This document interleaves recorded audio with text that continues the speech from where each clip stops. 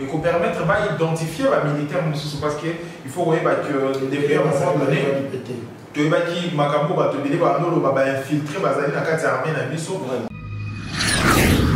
Vision Plus TV, l'excellence et la rapidité.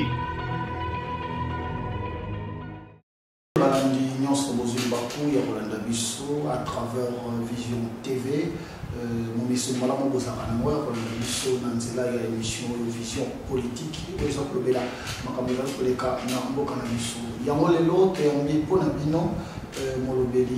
des analystes politiques, des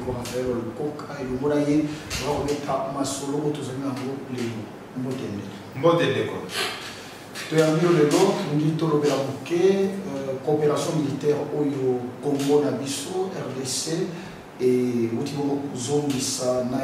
Belgique. D'abord, c'est vrai que les alliés SNO, il y a d'abord reprise, il y a coopération militaire entre Belgique et RDC pour les alliés. Coopération moro ils allaient gagnant d'abord et le Waliposo. Il y a mis les alliés pour renforcer sous ma capacité à vaillant militaire dans Bisso Awa et que FARDC Bazali Mikolo Kolonga na Bitumba Bazali vraiment la détermination. Il faudra encore au-delà de la détermination, sous équipement, logistique, sous important formation. Oui, on va former et pas par exemple au Zupe Maël et Ming, il y a les bandes, des techniques qui ont technique qui pour défendre, des techniques qui ont attaquer, ils allaient important Mingi. Et vous voyez que Belgique a permettre également la coopération et qu'on permettre d'identifier les militaires parce qu'il faut voir que des pays à un moment donné que Makambo infiltrer les armées dans Bisso, la nationalité douteuse, armée dans Bisso, poser la question. Tout ça et qu'on permettre plus tard, ce qu'on va dire qu'on identifier les militaires dans Bisso, on va dire qu'on va essayer vraiment qu'on ramène les troupes dans l'ordre, et qu'on l'inga content, les Mikolo et l'équipe, et les carats Mikolo, moi, Mingi. Les équipes difficiles et aussi, ça, qu'on repoussait vraiment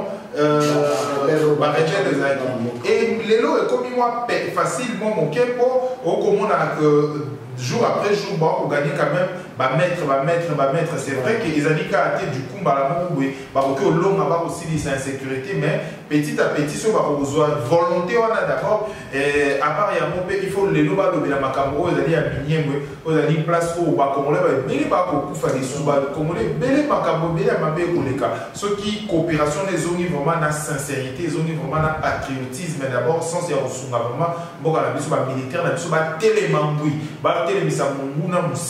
moi je pense que ce serait une très bonne chose pour gagner la République démocratique du Congo et au Mataïsou na Pifo, na pouvoir. République démocratique du Congo et au Pifo. Est-ce que vous avez tant de sa coopération en Belgique? Bamboka o ezali nzinga na biso o bakotisa ya bamboka basoda po toyebi kaka ndenge tolobi bato mosusu bazali na armée na biso bazali ba nationalité douteuse ntango tokoloba ke tobimisa bango neti ba ADF bamosusu oyo parce que moi bisanga moto ezali kotungisa Congo bandeko baza nzinga non, on dit ce qui à l'interne, vous avez déjà l'armée, vous avez ma casse. Il y a une technique qui est défense et attaque. Ceux qui ont déjà ma casse pour se défendre, on a pour attaquer. Moi je pense que attention qui va pas ça la maquiller, mais ce va se donner à former et puis aller vraiment élever dans le sens mot patriotisme. Moi je pense que tu vas gagner toujours. Ceux qui vraiment les lots place non soit un mot cannabis sur la sécurité, un mot cannabis sur un mot cannabis sur les batailles, la télémie. Alors vraiment ah ouais les abonnés à souvenir les accords cannabis sur ma bille à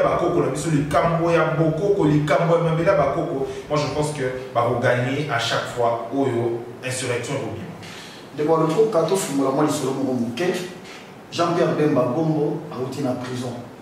A été en prison, mais il a été en prison, on a qui est allemand la politique, on va bomba qui on va construire ça dans les lois Bimi, tout le monde MLC a banni pour pousser la FCC, tout le monde a PPRD.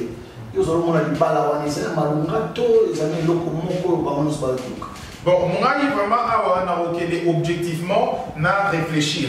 Excusez vraiment, nous sommes au CPNAMO, mais penser d'abord. Na réfléchir vraiment, des alliés, liberté d'expression, pour permettre de faire ça quand même. Jean-Pierre Bemba a une position où il y a faiblesse. Il est capable de force de mettre la Jean-Pierre. Pourquoi? Parce qu'il a accepté l'inacceptable. Il a créé moi, et ça lui a accueilli dans la prison. Ok. Oui. Alors, ce qu'on a mis dans la position, il y a faiblesse. Comment? Parce que, oui, il y a des décisions sur la CPI, et ça dit que moi, Jean-Pierre Bemba, la loi électorale, et comment il y a un coco sur moi, tu vois? Pour la loi électorale, ça va reprocher un crime de guerre, un compliqué. D'où, pour la politicienne, moi j'ai dit ici, pour la politicienne, pas la politique, il faut être capable de proposer, capable de rendre un peu dynamique la décision. Alors, Jean-Pierre Bemba,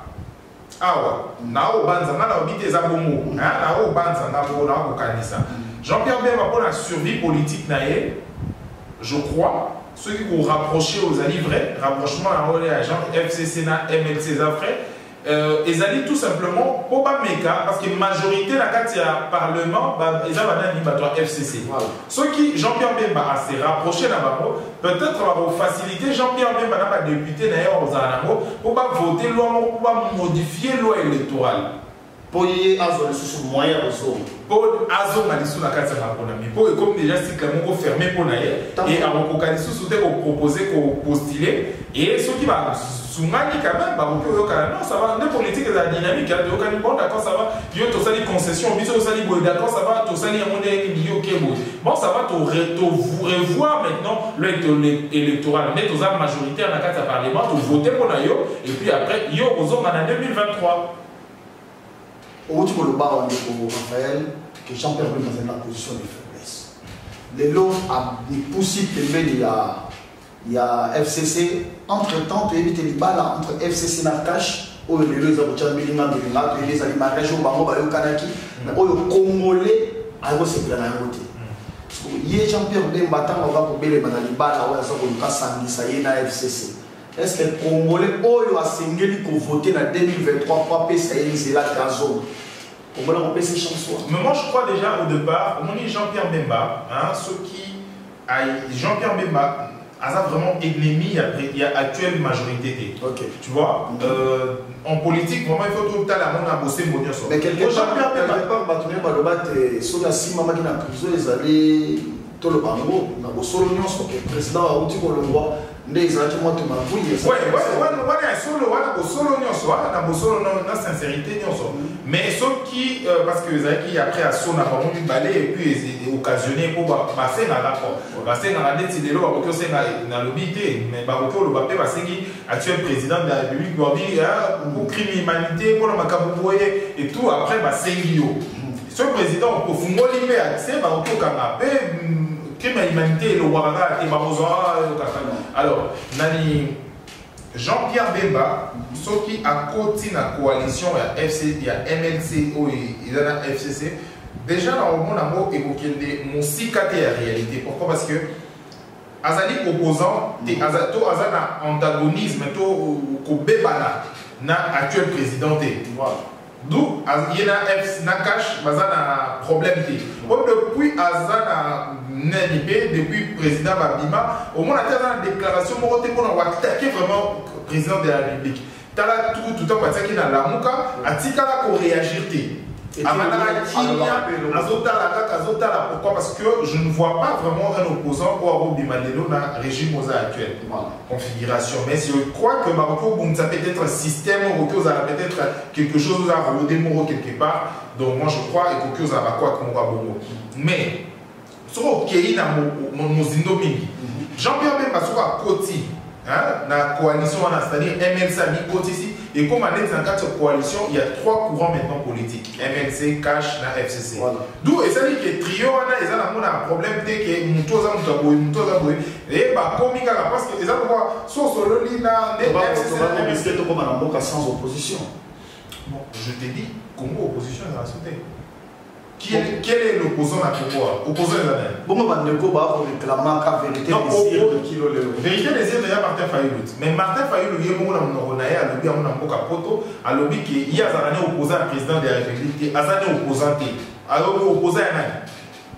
Alors s'opposer à un système mongoboui. Donc à lobby déjà tellement opposition, il y a beaucoup porté à côté. Donc je sais que tu es opposant, opposant. Je suis l'opposant radical. Ok. Je sais que nous avons dit mais Martin Fayulu a dégagé déjà le Wanego na Congo tout ça opposant au moins bateau est ensemble il va dans la opposition républicaine bango ba pesa formellement ça va mais bateau sous vertical l'opposition aujourd'hui est comme un terme moko on s'oppose na makambo mabe. Pourquoi? Parce que l'opposition comme attendre un système et comment ça va. Parce que l'opposition est arrêtée, on ne s'oppose pas à une personne, mais on s'oppose à la gestion il y a battu. Ok. Exactement. Net en France, François Hollande a commencé à faire un système et comme il il faut s'opposer dans et non pas s'opposer dans qui va s'opposer à Donald Trump, s'opposer à Donald Trump, à la système. Maintenant, actuellement, si on va s'opposer à président de la République, on va s'opposer à un système. Est-ce que c'est un tueur? Est-ce qu'il y a un ami? Il y a déjà un lobby qui est peut-être 100 jours.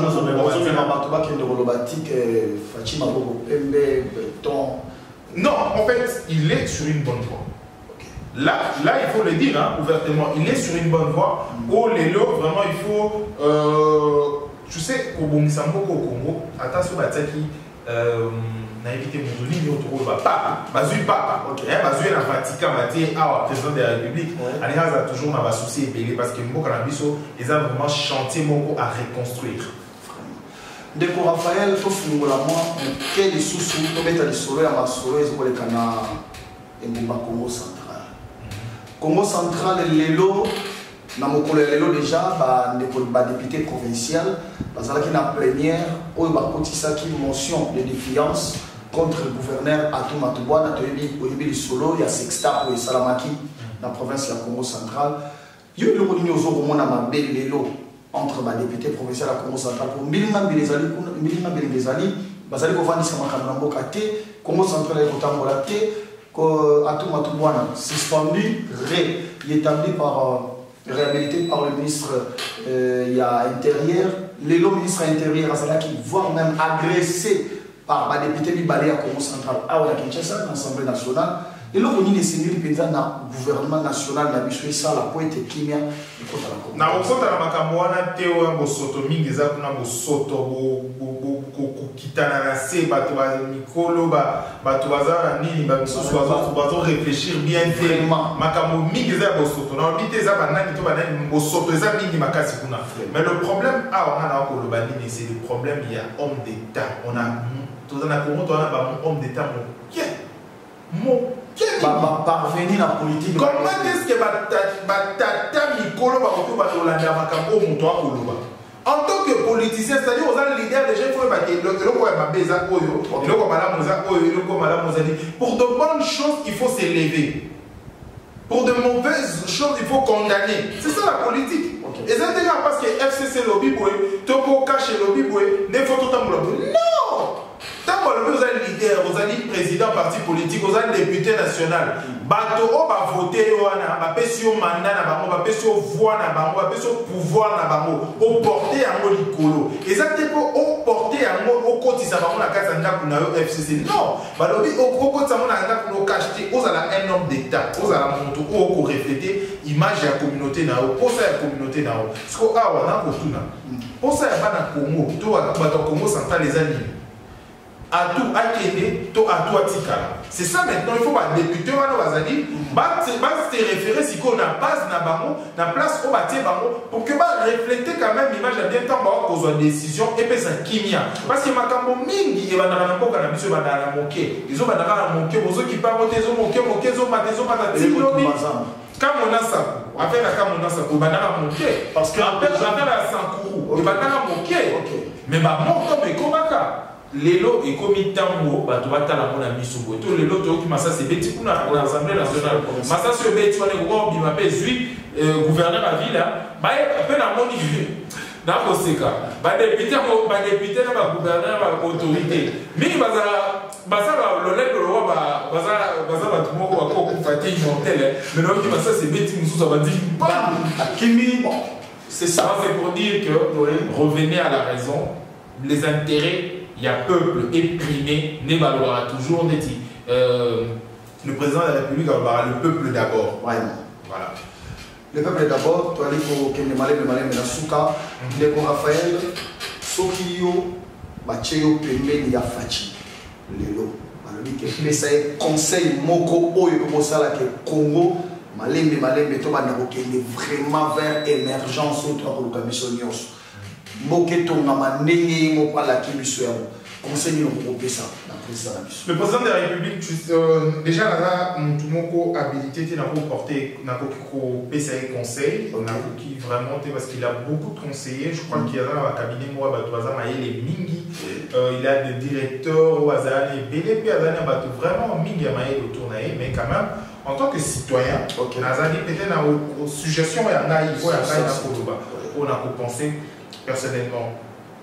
Et juste le mois pour revoir un peu ce système, il y a beaucoup de personnel dans le service, il y a présidence, pour réduire un mot, pour que n'a pas nié au bimambo belé na présidence, et dans un moquet, n'a mon congolais, c'est vrai, un projet mon nemi ma casse.